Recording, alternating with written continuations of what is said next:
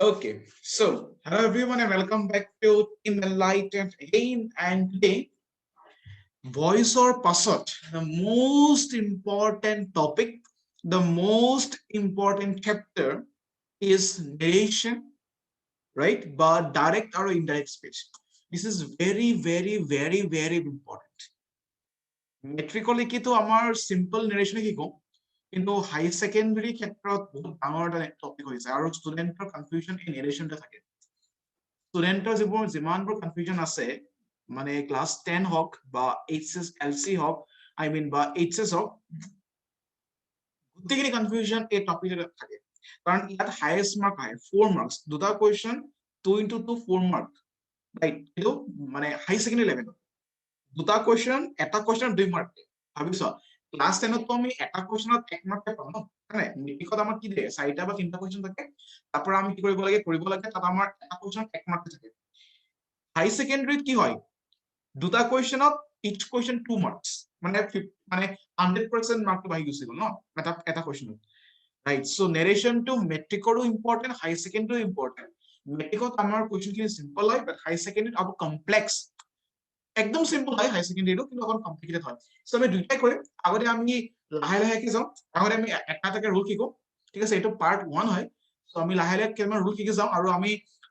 হাই secondary হা narration শিকিম লাহে আমি শিকি থাকিম সো ঠিক আছে সো প্ৰথমতে আমি একদম সৰু লেভেলৰ পৰা আৰম্ভ কৰিছো মই কৈছো যে within 15 days I will complete da course মানে মই কমপ্লিট কৰি ৰাখিম ঠিক আছে এতিয়া মই কৈছো যে 15 ডেজৰ ভিতৰত কোৰ্সটো কমপ্লিট হ'ব মানে অবভিয়াসলি কমপ্লিট হ'ব ঠিক আছে সো চোৱা প্ৰথম কথা ডাইৰেক্ট আৰু ইনডাইৰেক্ট নেৰেশ্যন হয় কি মই তিনিটা মানুহ ধৰিছো ঠিক আছে এইটো হৈছে প্ৰথম মানুহ এইটো সেকেন্ড মানুহ আৰু এইটো হৈছে থাৰ্ড মানুহ ধৰি লোৱা আমাৰ তাত তিনিটা মানুহ মই আকি দেখাইছো মানে কি দেখাইছো এইটো হৈছে আমাৰ ফাৰ্ষ্ট মেন এইটো সেকেন্ড মানুহটো এইটো হৈছে থাৰ্ড মানুহটো ঠিক আছে তিনিটা মানুহ আছে ফাৰ্ষ্ট সেকেন্ড আৰু থাৰ্ড এই তিনিটা মানুহৰ মাজত এতিয়া এটা কাহিনী চলিব এটা ষ্টৰী এটা চলিব এই প্ৰথম মানুহটোৱে মানে ফাৰ্ষ্ট মানুহটোৱে সেকেন্ড মানুহটোৰ লগত কথা পাতি আছে ফাৰ্ষ্ট মানুহটোৱে সেকেন্ড মানুহটোৰ লগত কথা পাতি আছে বুজিছানে ফাৰ্ষ্ট মানুহটোৱে সেকেন্ড মানুহটোৰ লগত কি কৰি আছে কথা পাতি আছে আকৌ এই থাৰ্ড মানুহটোৱে প্ৰথম আৰু দ্বিতীয় মানুহে যিখিনি কথা পাতিছে তাক শুনি আছে কথাটো মানে সিচুৱেশনটো বা সিনাৰিটো ভালকে মন কৰা ফাৰ্ষ্ট মানুহজনে এই যে ফাৰ্ষ্ট মানুহজনে সেকেন্ড মানুহজনৰ লগত মুখামুখি কৰি কথা পাতি আছে ঠিক আছে আৰু 3 নম্বৰ মানুহজনে এহেত দুটাক কথা পতা শুনি আছে ঠিক আছে এতিয়া কি হয় ফাৰ্ষ্ট মানুহটোৱে আৰু সেকেন্ড মানুহটো যে কথা পাতি আছে তাৰমানে ফাৰ্ষ্ট মানুহটোৱে সেকেন্ড মানুহটোক নিজৰ মুখেৰে কথা কৈ আছে বা সেকেন্ড মানুহজনে প্ৰথম মানুহজনক নিজৰ মুখেৰে কথা কৈ আছে হেনে তাকে আমি কওঁ ডাইৰেক্ট স্পিচ বুলি হেনে এই যে মই গ্ৰীন কালাৰ সাৰ্কেলটো আকি দেখাইছো এই গ্ৰীন কালাৰ সাৰ্কেলটোৰ ভিতৰত যিটো কাহিনী চলি আছে হয়নে এই গ্ৰীন কালাৰ সাৰ্কেলটোৰ ভিতৰত যিটো কাহিনী চলি আছে মই ওপৰত লিখি দেখাইছো ইয়াকে আমি কওঁ ডাইৰেক্ট স্পিচ বুলি মানে ইয়াকে আমি কওঁ ডাইৰেক্ট স্পিচ বুলি ডাইৰেক্ট নেৰেশ্যন কিয় ডাইৰেক্ট নেৰেশ্যন কাৰণ মুখামুখি কথা পাতি আছে প্ৰথম মানুহজনে কথাখিনি নিজৰ মুখেৰে কৈ আছে বাক্যটো বা যিটো ইনফৰমেশনটো নহয় বা কিবা এটা বাৰ্তা যিকোনো কথা এই প্ৰথম মানুহজনে সেকেন্ড মানুহজনক নিজৰ মুখেৰে কৈ আছে হল এটা ডাইৰেক্ট স্পিচ কিন্তু যেতিয়া থাৰ্ড মানুহজনে প্ৰথম মানুহজনক আৰু সেকেন্ড মানুহজনক কথা পতা দেখিলে তেতিয়া থাৰ্ড মানুহজনে যেতিয়া আমাক আহি পেলাই বা বেলেগক আহি পেলাই প্ৰথম মানুহজনে সেকেন্ড মানুহজনক কি ক'লে বা সেকেন্ড মানুহজনে প্ৰথম মানুহজনক কি ক'লে সেইখিনি বিৱৰণ যেটা আমাক তৃতীয় মানুহজনে আমাক দিব এটো হৈ যায় ইনডাইৰেক্ট স্পিচ বুজি পাইছা কথাটো প্ৰথম মানুহজনে সেকেন্ড মানুহজনৰ লগত কথা পাতোতে এটো ডাইৰেক্ট স্পিচ মানে মুখামুখি কথা পাতি আছে নিজৰ মুখেৰে কথাখিনি কৈ আছে কিন্তু তৃতীয় মানুহজনে যেতিয়া প্ৰথম মানুহজন আৰু সেকেন্ড মানুহজনৰ মাজত কি কথা পাতিলে বা প্ৰথম মানুহজনে সেকেন্ড মানুহজনক কি কথা ক'লে বা সেকেন্ড মানুহজনে প্ৰথম মানুহজনক কি কথা ক'লে এই কথাখিনি বিৱৰণ আমাক দিবে কথাখিনি আমাক কয় তেতিয়াহলে সেইটো কি হ'ব ইনডাইৰেক্ট স্পিচ কাৰণ যেনিবা প্ৰথম মানুহজনে সেকেন্ড মানুহজনক এটা ইনফৰমেশন দিছে প্ৰথম মানুহজনে সেকেন্ড মানুহজনক যেনিবা এটা ইনফৰমেশন দিছে আৰু সেই ইনফৰমেশনটো প্ৰথম মানুহজনে নিজৰ মুখেৰে দিছে সেইটো হৈছে কি ডাইৰেক্ট স্পিচ কিন্তু সেই ইনফৰমেশনটো যদি আমাক তিন নম্বৰ মানুহজনে দিব যে ফাৰ্স্ট জনে বোলে এনেকে কৈছে প্ৰথম মানুহজনে বোলে এনেকে কৈছে তাৰ মানে ইনফৰমেশনটো তিন নম্বৰ মানুহজনে আমাক দিছে প্ৰথম মানুহজনে নহয় সো সেইটো হৈছে আমাৰ ইনডাইৰেক্ট স্পিচ বুজি পাইছানে যিটো ইনফৰমেশন আমি নিজৰ মুখেৰে দিও বা কথাটো যে আমাৰ নিজৰ মুখেৰে কোৱা হয় এটা হৈছে ডাইৰেক্ট স্পিচ আকৌ আমি কোৱা কথাটো যেটা বেলেগে কব যেনিবা মই কৈছো যে মই এজন ভাল লৰা মই মোৰ নিজৰ মুখেৰে কৈছো কিন্তু এটা ডাইৰেক্ট স্পিচ আকৌ মই যে কলো মই যিখিনি কথা কলো এই কথাখিনি যেতিয়া বেলেগ এজনে কব যে সি কৈছে যে সি এজন ভাল লৰা বা অমুকে কৈছে যে সি এজন ভাল লৰা তো মোৰ কথাখিনি যেতিয়া বেলেগে কব বা মই কথাখিনি যেতিয়া বেলেগে কব এটা হৈছে ইনডাইৰেক্ট স্পিচ ঠিক আছে ইনফৰমেশনটো আমাৰ নিজৰ মুখেৰে ওলালে কিন্তু ডাইৰেক্ট স্পিচ হয় আৰু আমি দিয়া ইনফৰমেশনটো বা আমি কোৱা কথাখিনি বেলেগে যে বেলেগৰ মুখেৰে যেতিয়া কব বা বেলেগে যেতিয়া কথাখিনি কব তাক কোৱা হয় ইনডাইৰেক্ট স্পিচ ঠিক আছে সেইটো হৈছে ডাইৰেক্ট আৰু ইনডাইৰেক্ট স্পিচৰ কনসেপ্ট ঠিক আছে এতিয়া ডাইৰেক্ট স্পিচক চিনাক্তকৰণ কৰা একদম ধুনীয়া এটা উপায় মই দেখাই দিছো হয় নহয় ডাইৰেক্ট স্পিচ চিনাক্তকৰণ কৰা উপায়টো কি একদম সিম্পল হয় যদি বাক্যটো ডাইৰেক্ট স্পিচত আছে অবভিয়াসলি তোমালোকে ইনভাৰ্টেড কমা হয়নে এই ইনভাৰ্টেড কমা দেখিবাই হয়নে ইনভাৰ্টেড কমাটো দেখিবাই সো ডাইৰেক্ট স্পিচত থকা বাক্যবোৰত এই ইনভাৰ্টেড কমাটো থাকিবই লাগিব সো ইনভাৰ্টেড কমাটোৱে হৈছে ডাইৰেক্ট স্পিচৰ চিনাক্তকৰণ কৰা এটা প্ৰক্ৰিয়া সো বাক্যটো ডাইৰেক্টত আছে নে ইনডাইৰেক্টত আছে আমি কেনেকৈ গম পাম এই ইনভাৰ্টেড কমাৰ সহায়ত আমি গম পাম বুজি পাইছা সো বাক্যটো ডাইৰেক্টত আছে নে ইনডাইৰেক্ট আছে আমি কেনেকৈ গম পাম এই ইনভাৰ্টেড কমাৰ সহায়ত আমি গম পাম এতিয়া চোৱা এই ডাইৰেক্ট স্পিচত থকা বাক্যটো আমি দুটা ভাগত বিভক্ত কৰিব পাৰো চোৱা এটা হৈছে এ পাৰ্টটো যিটো পাৰ্ট তোমাৰ ইনভাৰ্টেড কমাৰ বাহিৰত আছে মানে ইনভাৰ্টেড কমাৰ বাহিৰত থকা পাৰ্ট এটা আৰু ইনভাৰ্টেড কমাৰ ভিতৰত থকা এটা পাৰ্ট আৰু এহেন দুটা পাৰ্টক কোনে ভাগ কৰিছে এই কমাতে ভাগ কৰিছে দেখা পাইছে ন এই কমাটোৱে কি কৰিছে ডাইৰেক্ট স্পিচক দুটা ভাগত বিভক্ত কৰিছে হয়নে দুটা ভাগত বিভক্ত কৰিছে আৰু এই দুটা পাৰ্টক আমি কিছুমান নাম দিও মানে যিটো পাৰ্ট ইনভাৰ্টেড কমাৰ বাহিৰত আছে মানে অৰ্ধ কমাৰ নিচিনা যিটা ইনভাৰ্টেড কমা আছে এই ইনভাৰ্টেড কমাৰ বাহিৰত থকা পাৰ্টটো হয় ৰিপৰ্টিং সেইটো হয় ৰিপৰ্টিং আৰু যিটো ভাৰ্ব থাকিব ৰিপৰ্টিং স্পিচৰ যিটো ভাৰ্ব আছে তাক আমি কওঁ ৰিপৰ্টিং ভাৰ্ব কি কৈছো মই এই গোটেই বাক্যটো ডাইৰেক্ট স্পিচৰ যিটো বাক্য থাকে এই বাক্যটো দুটা ভাগত বিভক্ত কৰা হয় এটা ভাগ হৈছে ইনভাৰ্টেড কমা ভিতৰত থকাটো আৰু এটা হৈছে ইনভাৰ্টেড কমা বাহিৰত থকাটো সো ইনভাৰ্টেড কমা বাহিৰত থকা যিটো ভাগ তাক আমি কওঁ ৰিপৰ্টিং স্পিচ হয়নে আৰু ৰিপৰ্টিং স্পিচত যিটো ভাৰ্ব আছে তাক আমি কওঁ ৰিপৰ্টিং ভাৰ্ব বুজি পাইছা আকৌ ইনভাৰ্টেড কমা ভিতৰত থকা যিটো পাৰ্ট বা যিটো খণ্ড তাক আমি কওঁ ৰিপৰ্টেড স্পিচ আৰু ৰিপৰ্টেড স্পিচত যিটো ভাৰ্ব আছে হয়নে তাক আমি কওঁ ৰিপৰ্টেড ভাৰ্ব একদম সিম্পল ডাইৰেক্ট স্পিচৰ দুটা পাৰ্ট থাকে মানে এটা হৈছে ৰিপৰ্টিং এটা হৈছে ৰিপৰ্টেড ইনভাৰ্টেড কমা ভিতৰত থাকিলে ৰিপৰ্টেড আৰু ইনভাৰ্টেড কমা বাহিৰত থাকিলে ৰিপৰ্টিং আৰু ৰিপৰ্টিংত যিটো ভাৰ্ব আছে তাক আমি কওঁ ৰিপৰ্টিং ভাৰ্ব ৰিপৰ্টেডত যিটো ভাৰ্ব আছে তাক আমি কওঁ ৰিপৰ্টেড ভাৰ্ব বুজি পাইছা সো এই বস্তুখিনি জানিলেহে আমাৰ নিৰ্দেশন আমি কৰিবলৈ আমাৰ সুবিধা হ'ব ওকে ওকে আমি আগবাঢ়িছো চোৱা যেতিয়া আমি ডাইৰেক্টৰ পৰা ইনডাইৰেক্টলৈ যাম যেতিয়া আমি ডাইৰেক্ট স্পিচৰ পৰা ইনডাইৰেক্ট স্পিচলৈ যাম আমি পাঁচটা পৰিৱৰ্তন কৰিব লাগিব প্ৰথমটো হৈছে প্ৰণয়নৰ পৰিৱৰ্তন মানে আমি ডাইৰেক্টৰ পৰা ইনডাইৰেক্ট কৰো বা ইনডাইৰেক্টৰ পৰা ডাইৰেক্ট কৰো যেনেকৈ দেখো আমি নেৰেশ্যন যেতিয়া কৰিম আমি নেৰেশ্যন কৰিলে আমি কি কৰিব লাগিব পাঁচটা নহয় চাৰিটা আমি চাৰিটা পৰিৱৰ্তন কৰিব লাগিব এটা হৈছে প্ৰণয়নৰ পৰিৱৰ্তন এটা হৈছে টেন্সৰ পৰিৱৰ্তন এটা হৈছে টাইম এক্সপ্ৰেছনৰ পৰিৱৰ্তন আৰু এটা হৈছে প্লেচ এক্সপ্ৰেছনৰ পৰিৱৰ্তন আমি শিকিম লাহে লাহে ঠিক আছে আমি লাহে লাহে শিকিম ঠিক আছে সো আমি চাৰিটা পৰিৱৰ্তন কৰিব লাগিব এটা হৈছে প্ৰণয়নৰ পৰিৱৰ্তন এটা হৈছে টেন্সৰ পৰিৱৰ্তন এটা হৈছে টাইমৰ পৰিৱৰ্তন আৰু এটা হৈছে প্লেচ এক্সপ্ৰেছনৰ পৰিৱৰ্তন মানে টাইম এক্সপ্ৰেছন মানে হৈছে টাইম বুজোৱা শব্দৰ পৰিৱৰ্তন আৰু প্লেচ এক্সপ্ৰেছন মানে হৈছে প্লেচ বুজোৱা শব্দৰ পৰিৱৰ্তন এতিয়া আমি চাম প্ৰথমে আমি চাম যে প্ৰণয়নৰ পৰিৱৰ্তন কেনেকৈ হয় প্ৰণয়নৰ পৰিৱৰ্তন কেনেকৈ এখন টেবুল আছে এই টেবুলখন মনত ৰাখিব লাগিব আৰু সাধাৰণতে টেবুলখন মনত নাৰাখিলেও আমি এনে বুজি পাম তাৰমানে ঠিক আছে এনে মই টেবুলখন আগতে দেখাই দিছো বাৰু চোৱা ডাইৰেক্ট স্পীচত যদি আই থাকে ইনডাইৰেক্টত হি আৰু শি হৈ যায় হি হয় বা কেতিয়াবা শি হয় এইটো ডিপেন্ড কৰিব সিচুৱেশনটোত কি ডিপেন্ড কৰিব কি মতা নে মাইকী বা মেল নে ফিমেল সেইটো ওপৰত ডিপেন্ড কৰিব ডাইৰেক্টত যদি মি আছে ইনডাইৰেক্টত হিম বা হাৰ হয় ডাইৰেক্টত মাই থাকিলে ইনডাইৰেক্টত হিজ বা হাৰ হয় সো এই টেবুলখন তোমালোকে মনত ৰাখিব লাগিব প্ৰনাউনৰ খা খলনি এনেকে হয় ঠিক আছে চেঞ্জৰ প্ৰনাউনটো এখন টেবুল মনত ৰাখিব লাগিব আকৌ উল্টাকে হয় ডাইৰেক্টত হি থাকিলে ইনডাইৰেক্টত হি থাকিলে আই হ'ব ডাইৰেক্টত দেম থাকিলে কি হ'ব আস হ'ব বুজি পাইছানে সো এইবোৰ আমি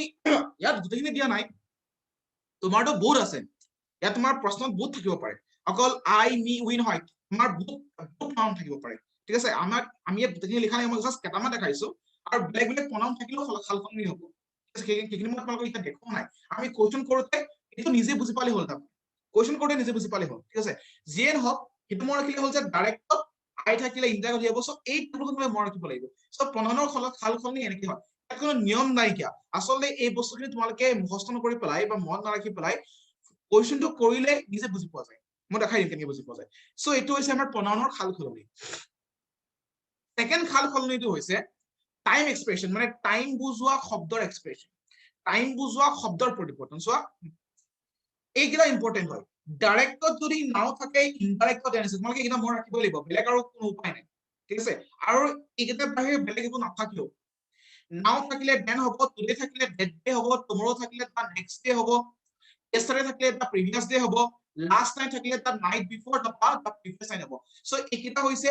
টাইম এক্সপ্ৰেছনৰ সালসলনি আমি কেনেকৈ কৰোঁ এটা মনত ৰাখিব লাগিব যে ডাইৰেক্টত যদি নাও আছে ইনডাইৰেক্টত দেন বহিব ডাইৰেক্টত যদি টুডে আছে ইনডাইৰেক্টত ডেট ডে বহিব ঠিক আছে সো এই টেবুলখন তোমালোকে কি কৰিব লাগিব মনত ৰাখিব লাগিব বুজি পালা নেক্সট আমাৰ আছে প্লেচ এক্সপ্ৰেছন সো প্লেচ এক্সপ্ৰেছনৰ সালসলনি কেনেকৈ হ'ব চোৱা যদি দিছ থাকে তেতিয়াহ'লে তোমালোকৰ ড'জ হ'ব ডাইৰেক্টত দিছ থাকিলে ইনডাইৰেক্টত ড'জ হয় ডাইৰেক্টত টিএছ আইএছ দিছ হলে ইনডাইৰেক্টত ডেথ হয় ডাইৰেক্টত যদি কাম থাকে ইনডাইৰেক্টত কিন্তু তোমাৰ কি হ'ব গো হ'ব বুজি পাইছানে আচ্ছা বহুতৰে এটা খেলিমেলি লাগে এই কাম আৰু গো ক্ষেত্ৰত ঠিক আছে মই এই বস্তু ক্লিয়াৰ কৰি দিম এটা নকৰা মই পিছত মই যেতিয়া বৰ্ডখন ইউজ কৰিম মই ক্লিয়াৰ কৰি দিম খালি মনত ৰাখিবা এই তিনখন টেবুল মই দেখালো এই যে মই তিনিখন টেবুল দেখালো এই তিনিখন টেবুল বহুত বহুত বহুত ইম্পৰ্টেণ্ট টেন্সৰ মই দেখাই আছো কিন্তু এই তিনিখন টেবুল আমাৰ বহুত ইম্পৰ্টেণ্ট সো প্ৰনাউনৰ পৰিৱৰ্তন হয় টাইম এক্সপ্ৰেছনৰ পৰিৱৰ্তন হয় আৰু প্লেচৰ এক পৰিৱৰ্তন হয় কিছুমান বাক্যত টাইমৰ কথা উল্লেখ নাথাকিব পাৰে সো আমি এতিয়া টাইমৰ কথা আমি ভাবিব নালাগে কিছুমান বাক্যত প্লেচ নাথাকিব পাৰে সো আমি এতিয়া প্লেচৰ কথা ভাবিব নালাগে হয় না সো এনেকুৱাই যে যেতিয়া আমি নেৰেশ্যন কৰিম ডাইৰেক্টৰ পৰা ইনডাইৰেক্টে হওক বা ইনডাইৰেক্টৰ পৰা ডাইৰেক্টে হওক আমি এই তিনিখন টেবুল ব্যৱহাৰ কৰিব লাগিব তোমালোকে এই তিনিখন টেবুল মনত ৰাখিব লাগিব ঠিক আছে নাওৰ পৰা নাও থাকিলে দেন হয় টুডে থাকিলে ডেট ডে হয় টুমৰো থাকিলে দা নেক্সট ডে হয় ভেৰি সিম্পল yesterday থাকিলে দা প্ৰিভিয়াছ ডে এতিয়া তুমি সুধিব নোৱাৰা যে কিয় হয় এইটো নিয়ম গ্ৰামাৰটো মানুহে সৃষ্টি কৰা চোৱা আমি আমাৰ যিখন সংবিধান আছে সংবিধানখনো মানুহে সৃষ্টি কৰা নিয়মখিনিতো মানুহে সৃষ্টি কৰা ন গ্ৰামাৰখনটো কোনো প্ৰাকৃতিক নহয় গ্ৰামাৰটো মানুহে সৃষ্টি কৰিছে সো এইবোৰ নিয়ম মানুহে বনাইছে যিবোৰ আমাৰ গ্ৰামাৰিয়ান আছিলে গ্ৰামাৰিয়ান খিনি আমাৰ এইখিনি নিয়ম বনাইছে ঠিক আছে সো ইয়াত প্ৰশ্ন কিটা আমি সুধিব নোৱাৰো যে কিয় হয় মানে হয় এইটো নিয়ম তেনেকুৱা হয় ঠিক আছে এতিয়া একে একে দুই তাৰ হেতু কিয় হয় আমি জানো কাৰণ এটা লগত এটা যোগ কৰিলে দুটা পাম মেথছত বা সায়েন্সত কিছুমান তাৰ ৰিজন থাকে কিছুমান লজিক্যাল ৰিজনিং থাকে কিন্তু গ্ৰামাৰ হওক বা ইংৰাজী যে সাবজেক্টৰ আমি কি আমি নিয়মবোৰ নিজে বনাইছো আমাৰ সুবিধাৰ কাৰণে আমি নিয়মবোৰ নিজে বনাইছো এইটো কোনো প্ৰাকৃতিক বস্তু নহয় সো আমি যে নিয়মবোৰ নিজে বনাইছো সো আমি কিয় হয় বুলি প্ৰশ্ন নহয় এইটো হয় মিন্স হয় এইটো নিয়ম হয় তাৰ দিস ইজ এ ৰুল মানে আইনখন হয় মানে হয় বুজি পাইছা ন তেনেকুৱা সো এইখিনি হৈছে তাৰ নিয়মখিনি ঠিক আছে সো এই তিনিখন টেবুল স্ক্ৰিনশ্বট মাৰি পেলাই তোমালোকে ধুনীয়াকৈ পঢ়া বুজি পাই যাবা আৰু এইখিনি এপ্ৰ'চটো আছে এন এপ্ৰ'চ টু ইংলিছ গ্ৰামাৰখন তোমালোকে পাবা ওকে নেক্সট চোৱা টেন্সৰ পৰিৱৰ্তন সো টেন্সৰ পৰিৱৰ্তন কেনেকৈ হয় কিয় হয় মই এতিয়া দেখাই আছো তোমালোকে চাবা ইয়াত টেন্সৰ পৰিৱৰ্তন বহুত বহুত বহুত ইম্পৰ্টেণ্ট আৰু বহুত ইম্পৰ্টেণ্ট হয় ঠিক আছে সো কেনেকৈ হয় কি ধৰণে হয় তোমালোকে চাব লাগিব so please have a look okay so টেন্সৰ চেঞ্জ কেনেকৈ আমি চাৰিটা চেঞ্জ আমি চাব লাগিব হয় নহয় আমি প্ৰনাউনৰ চেঞ্জ চালো টাইম প্লেচৰ চেঞ্জটো চালো কিন্তু প্লেস এক্সপ্ৰেছনৰ চেইনটো চালো কিন্তু টেন্সৰ পৰিৱৰ্তন কেনেকৈ হয় আমি চোৱা নাই সো আমি টেন্সৰ পৰিৱৰ্তন চাম সো যদি ৰিপৰ্টিং ভাৰ্বটো তাৰ মানে ৰিপৰ্টিং ভাৰ্ব মানে completely says to say says to হয় নহয় এই ৰিপৰ্টিং ভাৰ্বটো যদি প্ৰেজেন্ট টেন্সত থাকে প্ৰেজেন্ট টেন্স মানে কি প্ৰেজেন্ট টেন্সৰ যিকোনো ধৰণৰ প্ৰেজেন্ট কন্টিনিউয়াস হ'ব পাৰে সিম্পল প্ৰেজেন্ট হ'ব পাৰে প্ৰেজেন্ট পাৰফেক্ট হ'ব পাৰে তেতিয়া হলে ৰিপৰ্টেড ভাৰ্বৰ কোনো পৰিৱৰ্তন নহয় একে ধৰণে ফিউচাৰ টেন্সত থাকিলেও ৰিপৰ্টেড ভাৰ্বৰ টেন্সৰ কোনো পৰিৱৰ্তন নঘটে কিন্তু যদি ৰিপৰ্টিং ভাৰ্ব যদি পাষ্টত থাকে তাৰ মানে said said হৈ থাকে তেতিয়া হলে টেন্সৰ পৰিৱৰ্তন ঘটিব দেখাম বৰ্ড ভালকে দেখাম মই এটা জাস্ট বুজাই দিছো টেবুলখন চোৱাচোন চোৱা এই টেবুলখন কেতিয়া হ'ব চোৱা যেতিয়া ৰিপৰ্টিং ভাৰ্বটো পাষ্টত থাকিব যেনেকৈ said হৈ থাকিব he said said যেতিয়া ৰিপৰ্টিং ভাৰ্বটো saidত থাকিব তেতিয়া হলে আমাৰ যে ৰিপৰ্টেড স্পীচ আছে মানে ইনভাৰ্টেড কমাৰ ভিতৰত যেটো টেন্স আছে এই টেন্সৰ পৰিৱৰ্তন হয় কেনেকৈ হয় চোৱা এটা সিম্পল প্ৰেজেন্ট হৈ থাকিব ডাইৰেক্টত কি ইনডাইৰেক্টত সিম্পল পাষ্ট হয় মানে সিম্পল প্ৰেজেন্টটো কি হলে কনভাৰ্ট হয় সিম্পল পাষ্টলৈ প্ৰেজেন্ট কন্টিনিউয়াস কি হলে যায় পাষ্ট কন্টিনিউয়াস প্ৰেজেন্ট পাৰফেক্টটো কি হয় past perfect past continuous to কি হয় past perfect continuous past perfect to কিন্তু past perfect হৈ থাকে আৰু বাকি shall to should বা would হয় will to could বা should হয় can to could হয় may to might হৈ যায় সো এই টেবুলখন তোমালোকে মনত ৰাখিব লাগিব মই বৰ্ডত দেখাই ৰাখিম এটা নাকি জাস্ট মানে ইনে জাস্ট কথাটো কৈ দিছো নেক্সট আমি চাম এইটো বস্তুটো ইনে মই কথাটো কৈ দিছো মই দেখাম ভালকে দেখাম ঠিক আছে মই এক্সাম্পল সহায়ত দেখাম কিন্তু মই জাস্ট আদি ইনে বস্তু বুজাই দিছো যে যেতিয়া আমি ৰিপৰ্টিং পাৰ্টটো মানে ইনভাৰ্টেড কমাৰ বাহিৰৰ যেটো পাৰ্ট আছে তাত যেতিয়া আমি past tense পাম যেনেকৈ he said যদি মই পাওঁ said said যদি পাওঁ তেতিয়ালে ইনভাৰ্টেড কমাৰ ভিতৰত যেটো টেন্স আছে ঠিক আছে ইনভাৰ্টেড কমাৰ ভিতৰত যেটো টেন্স আছে যাক আমি ৰিপৰ্টেড ভাৰ্ব বুলি কওঁ তেতিয়ালে কি ৰিপৰ্টেড ভাৰ্বৰ টেন্সটো পৰিৱৰ্তন হ'ব কেনেকৈ হ'ব চোৱা ডাইৰেক্টত যদি তোমাৰ সিম্পল প্ৰেজেন্ট আছে ইনডাইৰেক্টত সিম্পল পাষ্ট হ'ব আকৌ present continuous to past continuous হ'ব মানে এই এখন টেবুলৰ অনুসৰি হ'ব ঠিক আছে আকৌ কেতিয়াবা উল্টাকে চাব গলে ইনডাইৰেক্টত যদি সিম্পল পাষ্ট থাকে ডাইৰেক্টত সিম্পল পাষ্ট হ'ব সিম্পল প্ৰেজেন্ট হ'ব ঠিক আছে সো এখন উল্টাকে হ'ব তাৰমানে বুজি পাইছা কথাটো ক্লিয়াৰ হৈছে ন সো এটাই কথা সো এই বস্তুটো মনত ৰাখিবা ঠিক আছে এইটো বস্তু মনত ৰাখিবা কেনেকৈ কি হয় আৰু কোড কেনেকৈ বহিব ঠিক আছে কোড কেনেকৈ বহিব মই এটা বস্তু মই এখিনি এড হৈ গলো ঠিক আছে মই এটা বস্তু এখিনি এড হৈ গলো এইটো কি গলো চোৱা এখিনিত এই টেবুলখনত এটা বস্তু মই এড হৈ গলো মই এখিনিতে লিখি দিছো বাৰু একো কথা নাই কিয়া যদি ৰিপৰ্টেড স্পীচত যদি তোমাৰ সিম্পল প্ৰেজেন্ট থাকে ঠিক আছে যদি এপিনে সিম্পল পাষ্ট থাকে তেতিয়া হলে ইনডাইৰেক্টত কি হ'ব জানানে ইনডাইৰেক্ট হ'ব তোমাৰ পাষ্ট পাৰফেক্ট হ'ব মই এই বস্তুটো মানে মোৰ এড হৈ গল সো একো কথা নাই কিয়া মই জাস্ট এখিনি এড কৰি দিছো ঠিক আছে এনে মই এনেকে এড কৰি দিছো নো প্ৰবলেম ঠিক আছে সো এইটো চোৱা যদি সিম্পল পাষ্ট থাকে তেতিয়ালে কি হ'ব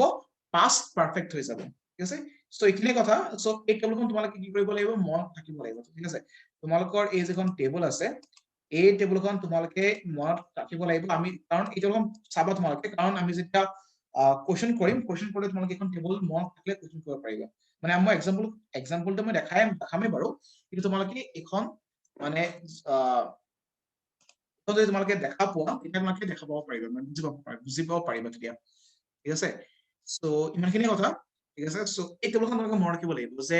প্ৰেজেন্ট থাকিলে পাষ্ট হ'ব প্ৰেজেন্ট কন্টিনিউয়াস হ'লে পাষ্ট কন্টিনিউয়াস হ'ব এইখন বহুত ইম্পৰ্টেন্ট হয় নেৰেশ্যন কিতে সো নেক্সট নেৰেশ্যনটো মই বৰ্ডত দেখাই আছো ঠিক আছে সো ইমানখিনি কথা ঠিক আছে